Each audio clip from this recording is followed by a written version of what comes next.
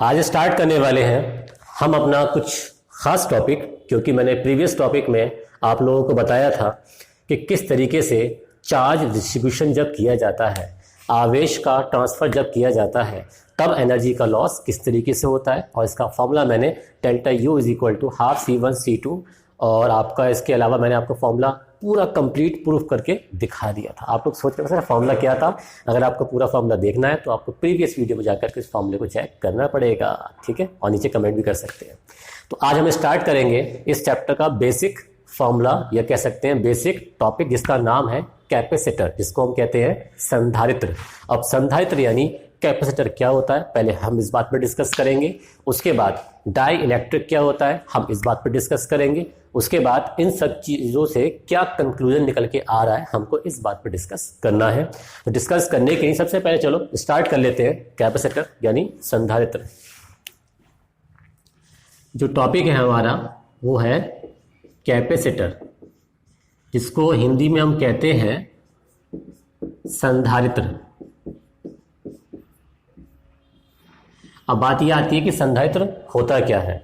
सबसे पहली बात मैं आपको बताना चाहूँगा, क्योंकि मैंने इस चैप्टर के स्टार्टिंग में, या यूँ कहा जाए इंट्रोडक्शन में, एक बात मैंने तुम लोगों को ये क्लियर कर दी थी दैट किसी भी कंडक्टर को अगर हम चार्ज देते हैं तो चार्ज कंडक्टर के अंदर कंजर्व हो जाता है।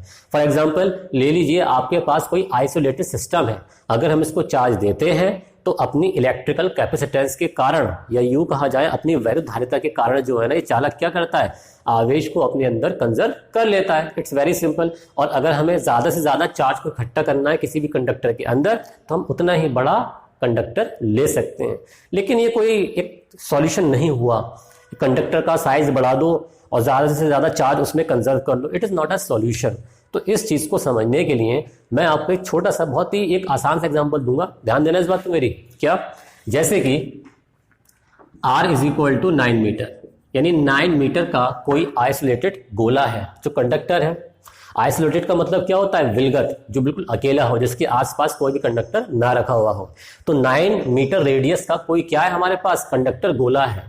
अब ये कंडक्टर गोला है, कंडक्टर स्फेयर है, हम इसकी धारिता फाइंड कर लेते हैं कि 9 मीटर कितना हो गया। आप लोग समझ सकते हैं 9 मीटर रेडियस का गोला कितना बड़ा होगा, बहुत बड़ा होगा। तो इतना बड़ा गोला कितना इलेक्ट्रिकल कैपेसिटेंट, कितना वैद्युत धारिता को इकट्ठा कर सकता है, मैं ये बात आपको बताने की यहाँ कोशिश कर रहा हूँ। तो देखो ध्यान से, यहाँ पर C इज इक्वल टू क्या होगा, 4 पाई एप्सिलॉन 0 इंटू R।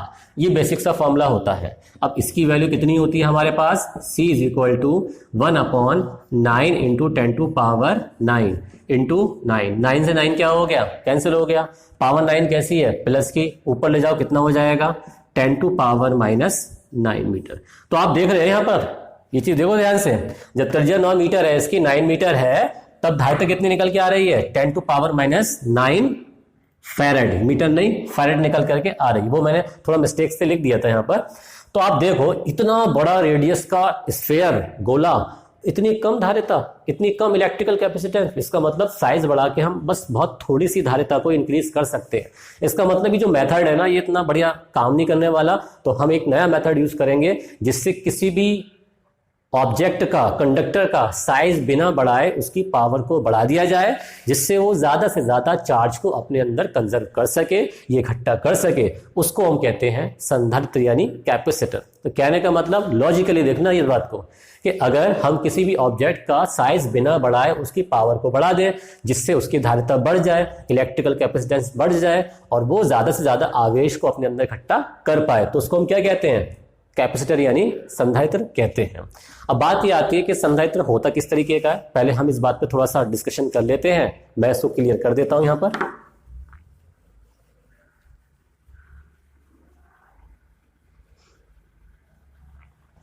तो देखिए जरा, जैसे कि हमारे पास कोई भी एक प्लेट है, ऐसे लेट कर लिया मैंने, ये क्या है, कोई भी एक प्लेट है जिसको सिमेट्रिक चार्ज दिया गया है +Q, ठीक। लेकिन सिमेट्रिक होने की वजह से चार्ज क्या होगा, टू साइड में अलग अलग डिस्ट्रीब्यूट होगा। किस तरीके से, जैसे कि यहां प्लस है, यहां चार्ज भी क्या है आपका प्लस है, और एंड Q/2 एंड Q/2, यहां पर चार्ज इस तरीके डिस्ट्रीब्यूट कर दिया गया है। अगर इसके पास कोई भी एक कंडक्टर और रख दिया जाए, बहुत सिंपल है बॉस, देखते रहना यहाँ पर, तो यहाँ माइनस चार्ज क्रिएट हो जाएगा Q/2 और यहाँ चार्ज प्लस क्रिएट हो जाएगा, और वो भी कैसा होगा, Q/2। Very simple. अब यहाँ पर आप एक बात देखो, ये जो कंडक्टर था ना, पहले इसके पास कोई भी चार्ज नहीं था और इसके पास चार्ज था, यानी मैंने एक अनचार्ज, एक अनावेशित चालक को एक आवेशित चालक के पास रख दिया। तो पास रखने के बाद क्या हुआ, इसके चार्ज पर तो इफेक्ट नहीं पड़ेगा क्योंकि यहाँ पर इंडक्शन की प्रोसेस हो गई, यानी प्रेरण की क्रिया यहाँ पर हो गई।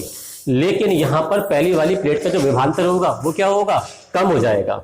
और जब पहली वाली प्लेट का विभवांतर क्या होगा, कम होगा, तो इसका मतलब क्या हो गया, we know that a basic formula. हम लोग एक बेसिक फॉर्मूले के बारे में जानते हैं। क्या है वो formula, C is equal to Q/V। कहने का मतलब पोटेंशियल डिफरेंस यानी विभवांतर अगर घटता है ना तो वैद्युतधारिता क्या होती है, बढ़ती है। अरे इसके पास चार्ज नहीं था ना, मैं इसके पास ले आया, यानी मैं इस चालक कंडक्टर B को कंडक्टर A के पास लेके आया। कंडक्टर B के पास कोई भी चार्ज नहीं था, कंडक्टर A के पास चार्ज था, तो जैसे ही कंडक्टर B कंडक्टर A के पास गया तो इंडक्शन की वजह से कंडक्टर B पर सेम चार्ज आ गया, बट नेचर में अपोजिट आया। और इसके अलावा कंडक्टर A का पोटेंशियल डिफरेंस क्या हो गया, डिक्रीज हो गया, घट गया। और जब पोटेंशियल डिफरेंस घटेगा इसका, तो इसका मतलब कंडक्टर A की इलेक्ट्रिकल कैपेसिटेंस वैद्युतधारिता क्या होगी, बढ़ जाएगी। अब कुछ लोगों के दिमाग में ये वाली बात आ रही होगी, सर आपने कूलाम्स लॉ वाले चैप्टर में ग्राउंडिंग के बारे में हम लोगों को बताया था।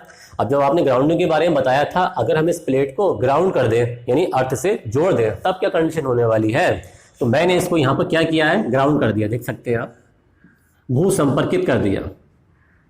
तो जैसे ही मैंने इसकी ग्राउंडिंग की ना, तो यहां से ये जो प्लस चार्ज होगा ये क्या होगा, समाप्त हो जाएगा। और जैसे ही यहां से प्लस चार्ज समाप्त हो जाएगा ना, तो इसका जो पोटेंशियल है वो और तेजी से क्या होगा, डिक्रीज होगा by the help of conductor B। और जब और तेजी से डिक्रीज होगा प्लेट A का potential difference, it means that plate A का इलेक्ट्रिकल कैपेसिटेंस वैद्युतधारिता क्या होगी, वो बढ़ जाएगी। It's very simple. तो आप लोग ये बात क्लियरली समझ सकते हैं कि इलेक्ट्रिकल कैपेसिटेंस, कैपेसिटर, अगर हमारे पास कोई भी कैपेसिटर है ना, उसकी कोई एक प्लेट है और एक प्लेट के पास कोई अनचार्ज दूसरी प्लेट हम ले चले आए और उसके बाद उस दूसरी प्लेट की हम ग्राउंडिंग कर दें, तो इलेक्ट्रिकल कैपेसिटेंस वैद्युतधारिता इस कंडक्टर की बहुत तेजी से बढ़ जाएगी। तो कहने का मतलब क्या होता है, जो कैपेसिटर होता है दो बराबर और समांतर प्लेटों का एक पेयर होता है, जिसके बीच में क्या होता है, कोई भी माध्यम रख दिया जाता है जो ज्यादा से ज्यादा चार्ज को अपने अंदर इकट्ठा कर लेता है।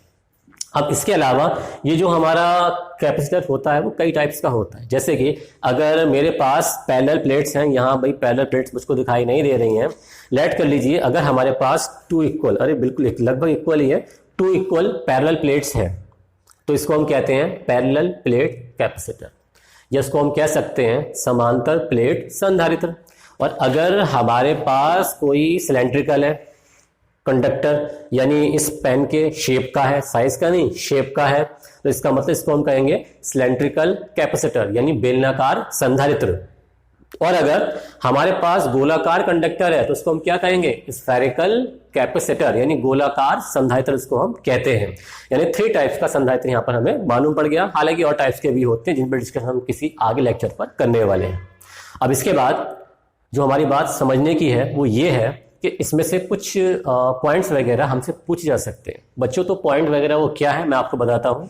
अगर फर्स्ट पॉइंट उसने आपसे पूछ लिया, भाई लेट कर लिया, ये बता दो इसको किसी भी कैपेसिटर पर, किसी भी संधारित्र पर नेट चार्ज कितना होता है, तो आप सभी लोग जानते हो जितना प्लस का चार्ज होगा किसी भी कैपेसिटर पर उतना ही क्या होगा, माइनस का चार्ज होगा। It means that net charge कितना हो गया, 0। आप जानते हैं plus Q minus Q is equal to 0, +2 microcoulomb या -2 माइक्रोकूलम इज इक्वल टू 0। अगर इन चार्जेस को आप आपस में ऐड करो तो कितनी वैल्यू निकल के आने वाली है इसकी, 0 निकल के आने वाली है। अब इसके बाद आपसे एक आ जाए भाई कैपेसिटर यानी संधारित्र का सिंबल क्या होता है, तो बहुत सिंपल है। आप क्या करोगे, 2 डंडे खींच दो यहाँ पर इस तरीके से, यानी 2 पैरेलल प्लेट्स आप बना दो यहाँ पर, तो ये क्या बन गया हमारा, ये बन गया हम लोगों का कैपेसिटर बन गया। लेकिन एक इंपॉर्टेंट बात आपको याद रखनी पड़ेगी, दोनों प्लेट्स जो है ना साइज में बिल्कुल इक्वल होनी चाहिए। अगर ये प्लेट साइज में इक्वल नहीं हुई, इट मींस दैट ये कैपेसिटर नहीं है, इसको हम बैटरी कहेंगे। अगर किसी भी शेप को बनाया गया, एक प्लेट छोटी है और एक प्लेट कैसी है, बड़ी, लाइक दिस, इसको हम क्या कहते हैं, इसको हम बैटरी कहते हैं। डिस्कशन अभी बैटरी के ऊपर नहीं करना है, बाद में जब हमारा नेक्स्ट चैप्टर आएगा तो डिस्कस हम करेंगे। ये सिंबल किस चीज का होता है, बैटरी का, या फिर ये वाला बड़ा कर दो आप, ये छोटा कर दो, कुछ भी कर सकते हैं, ये बैटरी का सिंबल होता है। और अगर ये दोनों जो प्लेट्स हैं इक्वल हो जाए तब इसको हम क्या कहते हैं, संधारित्र यानी कैपेसिटर का सिंबल इसको कहा जाता है। अब इसके अलावा मैंने यहाँ पर इस तरीके से अगर एरो लगा दिया तो इसको हम कहते हैं वेरिएबल कैपेसिटेंस, यानी परिवर्ती धारिता, बदलने वाली धारिता, यानी किसी भी कैपेसिटर की कैपेसिटेंस को यानी किसी भी संधारित्र की धारिता को अगर हम अपने अकॉर्डिंग या तो घटा रहे हैं या फिर बढ़ा रहे हैं तो उसको हम क्या कहते हैं, वेरिएबल कैपेसिटर। और उसकी धारिता को हम क्या कहते हैं, वेरिएबल कैपेसिटेंस, यानी परिवर्ती संधारित्र की परिवर्ती धारिता कहा जाता है। तो इस तरीके से मैंने आपको कैपेसिटर के बारे में थोड़ा बहुत बता दिया है। अब मैं एक छोटा सा बेसिक सा न्यूमेरिकल आपको बताने वाला हूं इलेक्ट्रिकल कैपेसिटर के बारे में, ठीक है। तो पहले इसको मैं क्लीन कर देता हूं। तो सबसे पहले इसको क्लीन कर देने के बाद आप देख सकते हैं यहां पर मैंने इसको यहां पर क्लीन कर दिया है। और क्लीन जब मैंने इसको कर दिया तो क्लीन कर देने के बाद हम न्यूमेरिकल की बात कर ले, जिसके बारे में मैंने आपको बताया था। तो न्यूमेरिकल है क्या, न्यूमेरिकल बहुत ही सिंपल है। और न्यूमेरिकल ये है कि किसी भी एक प्लेट से दूसरी प्लेट पर 10⁻10 इलेक्ट्रॉन ट्रांसफर किए गए हैं। ध्यान देना, किसी भी एक प्लेट से किसी दूसरी प्लेट पर, यानी किसी भी कैपेसिटर में किसी भी एक प्लेट से किसी दूसरी प्लेट पर 10⁻10 इलेक्ट्रॉन ट्रांसफर किए गए हैं, यानी स्थानांतरित किए गए। सबसे पहली बात, ये हमको क्या दे रखा है, तो हमको दे रखा है n = 10⁻10।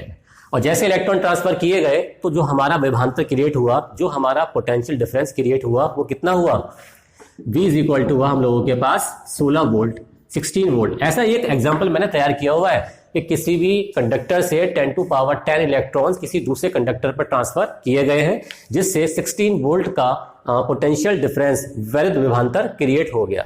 अब बताओ इलेक्ट्रिकल कैपेसिटेंस की वैल्यू कितनी होगी, इट मींस दैट वैद्युत धारिता का मान कितना होगा, यानी C हमको फाइंड करना है। तो हम जानते हैं भाई C = क्या होता है, Q/V, very simple formula. And after that C = Q की वैल्यू क्या होती है, आपके पास Q की वैल्यू नहीं है, नंबर ऑफ इलेक्ट्रॉन आपको यहां पर दे रखी है। तो आप लोग जानते हैं क्वांटिनाइजेशन ऑफ चार्ज क्या होता है, Ne अपॉन में आ गया हम लोगों के पास V। अब इसके हम इसको सॉल्व करते हैं। C = value of n 10⁻10, small e क्या है यहाँ पर हम लोगों के पास, चार्ज ऑफ इलेक्ट्रॉन 1.6 × 10⁻19 कूलम। लगा दे यहाँ पर वैल्यू 1.6 × 10⁻19 अपॉन में क्या आएगा, V की वैल्यू कितनी है, 16 वोल्ट। लगा दे भाई 16 वोल्ट, कितनी हो गई 16, ये कितना हो जाएगा हम लोगों के पास 0.1।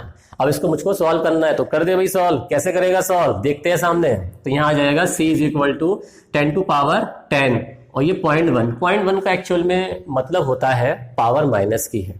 पावर कैसी है, माइनस की 1, क्योंकि 1 के बाद यहाँ पर पॉइंट अरेंज किया गया है। आपको अगर ये चीजें समझनी है तो इसकी मैंने एक वीडियो अपलोड कर रखी है, आप डिस्क्रिप्शन में जाकर के उस वीडियो को देख सकते हैं कि किस तरीके से पावर को सॉल्व किया जाएगा। अब इसके बाद देखिए आप ध्यान से, 10 टू पावर हो गई हम लोगों के पास 9, क्योंकि ये प्लस की 10 है और ये माइनस की 1 है, तो प्लस की पावर 9 इंटू 10 टू पावर कितनी हो गई, माइनस की 19। तो माइनस की 19 और प्लस की 9 कितनी पावर बचेगी हम लोगों के पास, C = 10 टू पावर -10 और मात्रा क्या बनेगा इसका, फैरेड। तो इस तरीके से हमारी ये इसकी इलेक्ट्रिकल कैपेसिटेंस हमने फाइंड कर ली एक बेसिक न्यूमेरिकल के साथ। अब हम बात करते हैं एक बहुत ही अच्छे टॉपिक के बारे में। पहले मैं इसको क्लीन कर देता हूं, स्क्रीनशॉट आप लोग ले सकते हैं वीडियो को क्रॉस करके।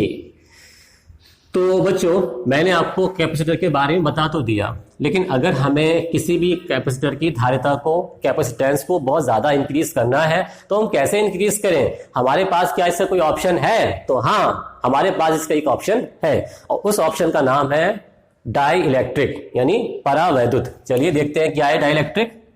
तो यहां पर हम डाई इलेक्ट्रिक की बात करने वाले कि डाई इलेक्ट्रिक यानी हिंदी में इसको हम क्या कहते हैं, हिंदी में हम इसको कहते हैं परावैद्युत डाइलेक्ट्रिक। डाइलेक्ट्रिक क्या होते हैं, एक्चुअल में जो डाइलेक्ट्रिक होते हैं इंसुलेटर होते हैं। क्या होते हैं, इंसुलेटर। इंसुलेटर का मतलब होता है अचानक, अब अचालक क्या होते हैं?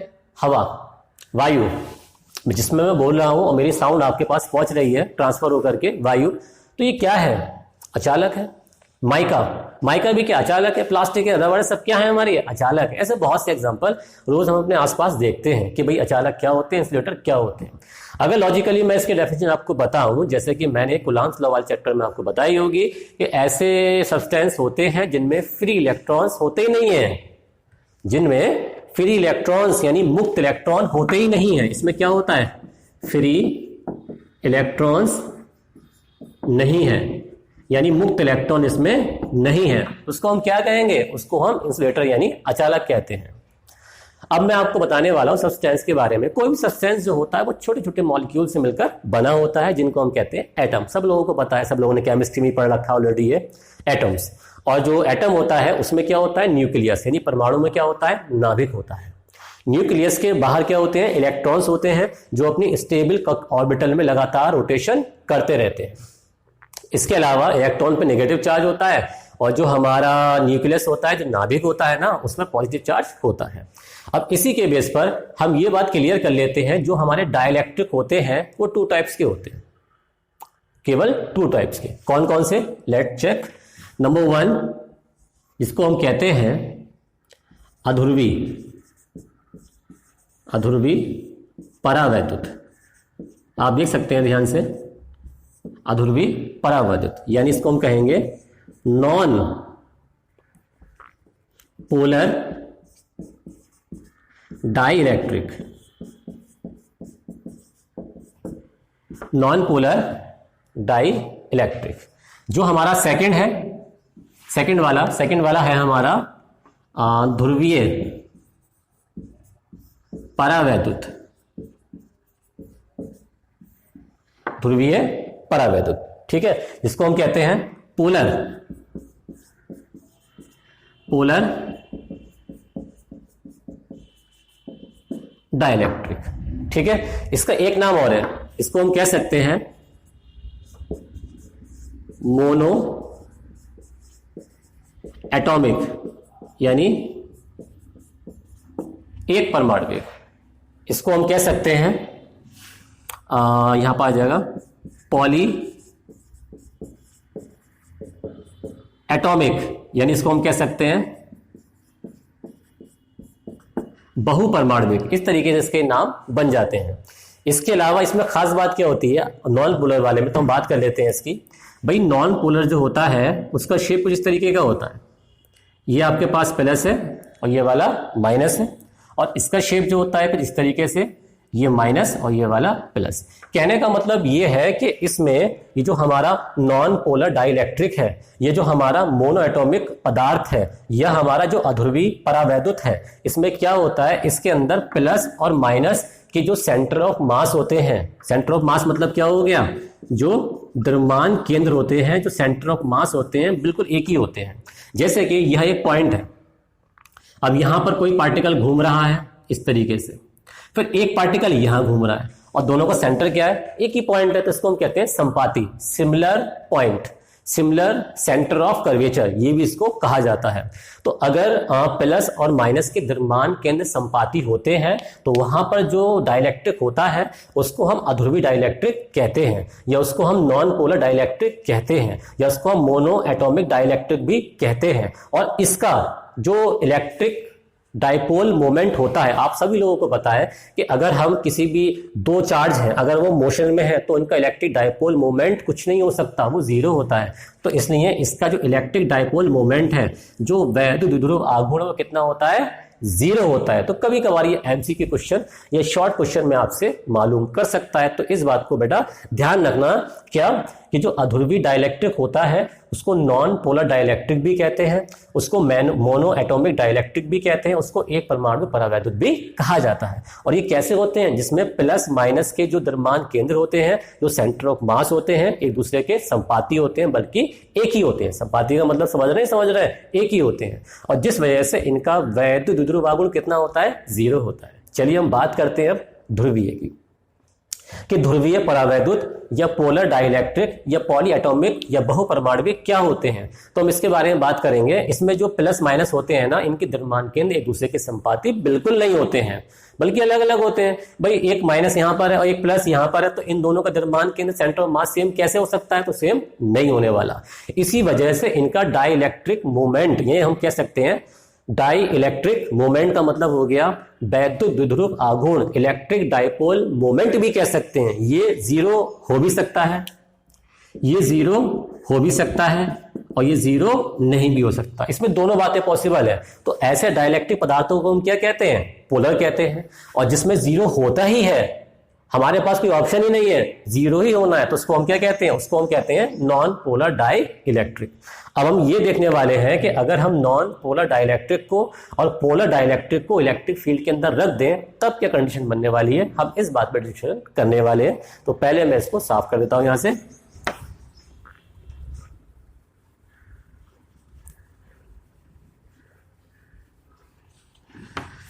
तो यहां से मैंने इसको क्लीन कर दिया है, देखें ध्यान से आप। तो यहां से इसको क्लीन कर देने के बाद सबसे पहले हमारे पास दो प्लेट्स थी इस तरीके से बनी हुई, इसमें plus minus plus minus plus minus plus minus plus minus plus minus, यहाँ भी इस तरीके से आप जितने चाहो उतने अरेंज कर सकते हो। ये जो मैंने बनाया है आपके, ये आपका नॉन पोलर के लिए है, ये वाला है आपका नॉन पोलर अध्रुवी डाइलेक्ट्रिक के लिए। यहाँ पर कोई भी इलेक्ट्रिक फील्ड नहीं लगाया है, लेकिन जैसे ही मैंने यहाँ पर अरेंज किया एक इलेक्ट्रिक फील्ड, यानी इस डायरेक्शन में हम कह सकते हैं, ये आप देख सकते हो यहाँ पर EO, ये हमारा एक्सटर्नल इलेक्ट्रिक फील्ड है, या यूँ कहा जाए बाह्य वैद्युत क्षेत्र, जिसको मैंने अरेंज कर दिया। तो जैसे ही मैंने इसको अरेंज किया ना, तो ये जो प्लस माइनस आयन्स हैं ये स्ट्रेच होना स्टार्ट हो जाएंगे, ये खिंचना स्टार्ट हो जाएंगे। जो नेगेटिव आयन होगा वो इलेक्ट्रिक फील्ड की अपोजिट डायरेक्शन में भागेगा। कैसे भागेगा चलिए चेक करते हैं। Minus plus minus plus minus plus minus plus minus plus minus plus minus plus minus plus minus plus. तो इस तरीके से हमारे ये मॉलिक्यूल बन जाते हैं। और ऐसा जब हो गया तो समझ जाना इसके अंदर इलेक्ट्रिक डाइपोल मोमेंट क्रिएट हो गया। इलेक्ट्रिक डाइपोल मोमेंट नहीं, बल्कि हम ये कह सकते हैं वैद्युत द्विध्रुव आघूर्ण। ठीक है, तो यहां पर इलेक्ट्रिक डाइपोल मोमेंट जो क्रिएट हुआ है, वैद्युत द्विध्रुव आघूर्ण जो क्रिएट हुआ है P, अब ये जीरो नहीं है, बल्कि इसकी कुछ ना कुछ वैल्यू हमारे पास है।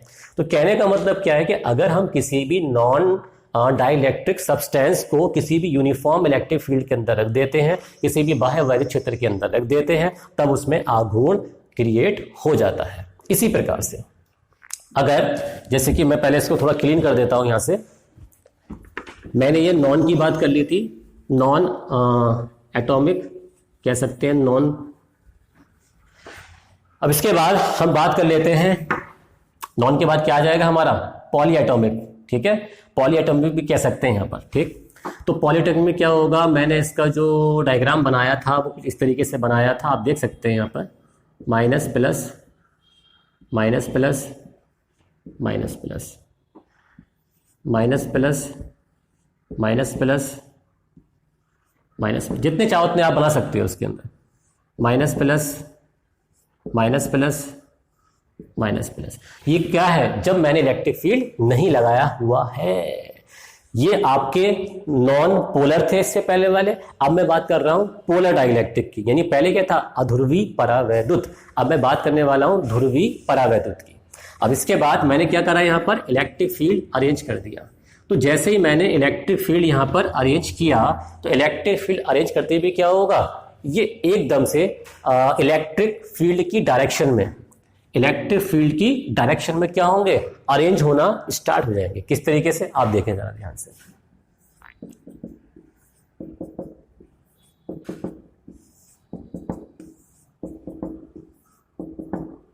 तो आप देख सकते हैं ये इलेक्ट्रिक फील्ड के डायरेक्शन में अरेंज होना स्टार्ट हो गए, और इनका भी अगर इलेक्ट्रिक डायपोल मोमेंट वैद्युत द्विध्रुव आघूर्ण अगर जीरो था तो वो जीरो अब नहीं रहा।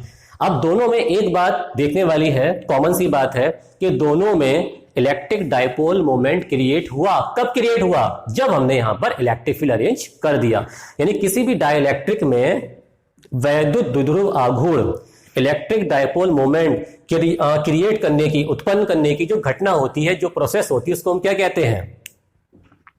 उसको हम कहते हैं परावैद्युत ध्रुवण। मैं लिख के दिखा देता हूं पहले यहां पर। उसको हम कहते हैं परावैद्युत ध्रुवण। इसको हम कह सकते हैं डाई इलेक्ट्रिक पोलराइजेशन।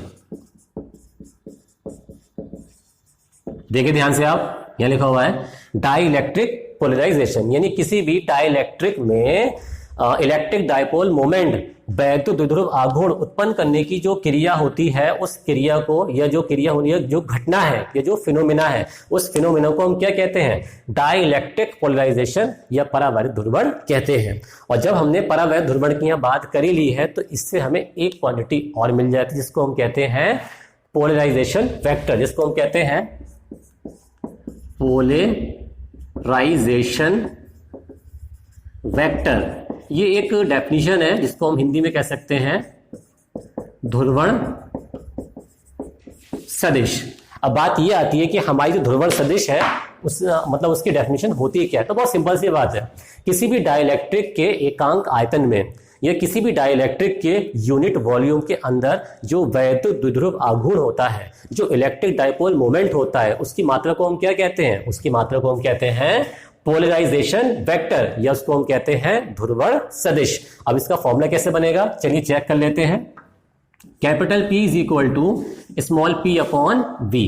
और v क्या है हम लोगों के पास? यहाँ पर वॉल्यूम है। और ये जो वॉल्यूम है ना, ये वॉल्यूम दो चीजों से मिलकर बना होता है। कौन कौन से? चलिए चेक कर लेते हैं। P is equal to A into L, यानी area into length is equal to क्या होता है? वॉल्यूम होता है हम लोगों के पास। अब इसके अलावा बात आती है इलेक्ट्रिक डाइपोल मोमेंट का फॉर्मूला क्या होता है? तो इलेक्ट्रिक डाइपोल मोमेंट का फॉर्मूला होता है Q इंटू एल। अब आप कहोगे सर आपने 12 क्यों नहीं लगाया? भाई बच्चों, मैंने यहाँ पर जो हमारा कंडक्टर है, या यूं कहा जाए कंडक्टर तो नहीं है हमारे पास जो डाइलेक्ट्रिक है उसकी जो लंबाई है, उसकी जो स्ट्रेंथ है, सॉरी स्ट्रेंथ नहीं, उसकी जो लंबाई है, जो लेंथ है, उसको मैंने एल लेट किया है। तो चार्ज इंटू लेंथ, यहां पर हमने इलेक्ट्रिक डाइपोल मोमेंट का फॉर्मूला यूज किया, तो यहां पर क्या होगा? एल से एल कैंसिल हो गया। Then formula P is equal to Q upon A, और Q अपॉन A सिग्मा का फॉर्मूला भी होता है। और चूंकि यहां पर हम पोलराइजेशन की बात कर रहे हैं, या यहां पर हम ध्रुवण की बात कर रहे हैं, इस वजह से यहां पर क्या आ जाएगा? यहां पर आ जाएगा सिग्मा P। और अगर आप यहां से इसका यूनिट बनाना चाहो तो यूनिट क्या बनेगा? इसका यूनिट बन जाएगा आपका कूलाम पर मीटर स्क्वायर। और आप चाह रहे हैं इसके डायमेंशन तैयार करना, तो आप मेरी प्रीवियस वीडियो भी जाकर के देख सकते हैं, जिसमें मैंने यूनिफॉर्म चार्ज डिस्ट्रीब्यूशन के आपके बारे में बताया है।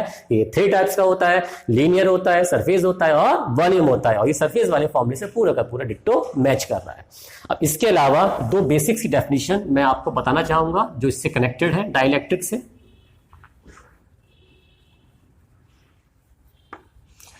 सबसे पहली बात, जो हमारी डाइलेक्ट्रिक है उसमें एक डेफिनेशन है डाई इलेक्ट्रिक स्ट्रेंथ।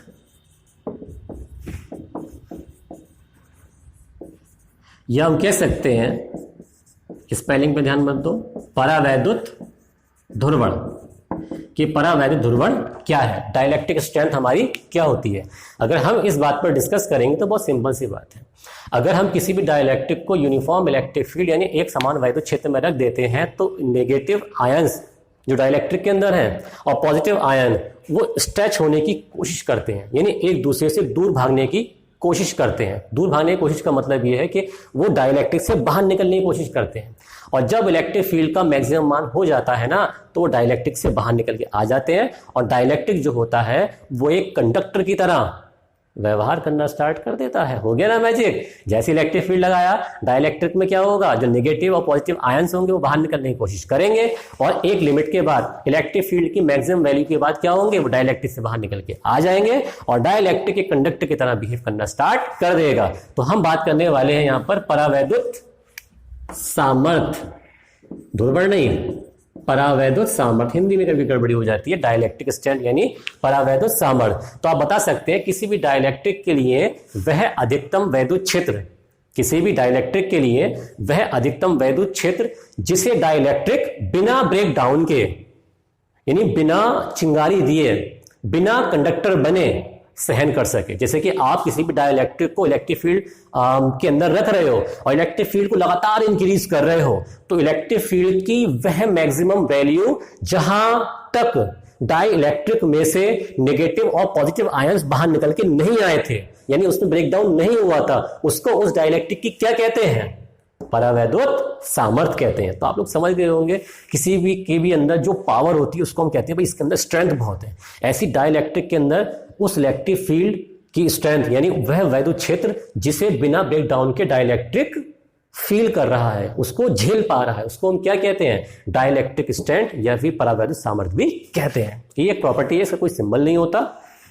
अब इसके अलावा एक है हमारा यहां पर भंजक विभवांतर, भंजक विभवांतर, इसको हम कह सकते हैं यहां पर आ जाएगा break down, break down potential difference,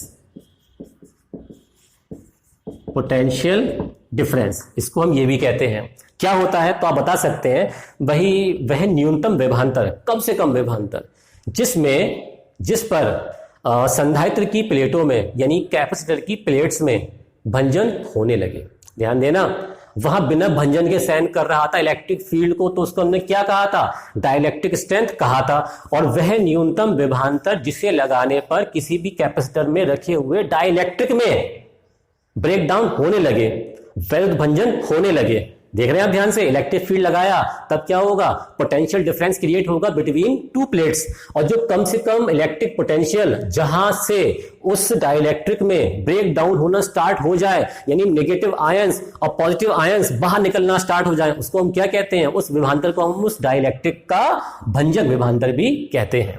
अभी जो भंजक विभवांतर है, ये जो डाइलेक्ट्रिक स्ट्रेंथ है, इसका यूज हम न्यूमेरिकल बेस में करने वाले हैं। अब दूसरी बात ये निकल के आती है कि मैंने आपको इतना लंबा चौड़ा टॉपिक डाइलेक्ट्रिक क्यों समझाया? इसका रीजन है, अगर हमारे पास कोई भी कैपेसिटर है, उसको अगर हम चार्ज करते हैं और बीच में केवल एयर है, तो वो कम से कम चार्ज को इकट्ठा कर पाएगा। लेकिन एक डाइलेक्ट्रिक की बहुत ही थिन लेयर, बहुत ही पतली लेयर अगर मैं किसी भी पैरेलल प्लेट कैपेसिटर के बीच में रख दूं, तो चार्ज क्या होगा? उसमें इकट्ठा होना स्टार्ट हो जाएगा, उसमें कंजर्व होना स्टार्ट हो जाएगा। इट मींस दैट उस पैरेलल प्लेट कैपेसिटर यानी समांतर प्लेट संधारित्र की धारिता क्या होगी? बढ़ जाएगी। तो इसका मतलब डाइलेक्ट्रिक क्या करता है? डाइलेक्ट्रिक हमारा इलेक्ट्रिकल कैपेसिटेंस यानी वैद्युत धारिता को लगातार इंक्रीज करता है। और इसके लिए ऐसा कौन सा फॉर्मूला हम क्रिएट करें जो हमारी हेल्प कर सके, तो वो फॉर्मूला मैं प्रूफ कराऊंगा अपने नेक्स्ट लेक्चर में। तो इसलिए आपको मेरे नेक्स्ट लेक्चर के साथ बने रहना है। और आपको अगर ये चीज समझ में आ रही है तो इस वीडियो को शेयर करें, इस लेक्चर को लाइक करें, कमेंट करें और चैनल को सब्सक्राइब करें अगर आपने मेरे चैनल से सब्सक्राइब नहीं किया है।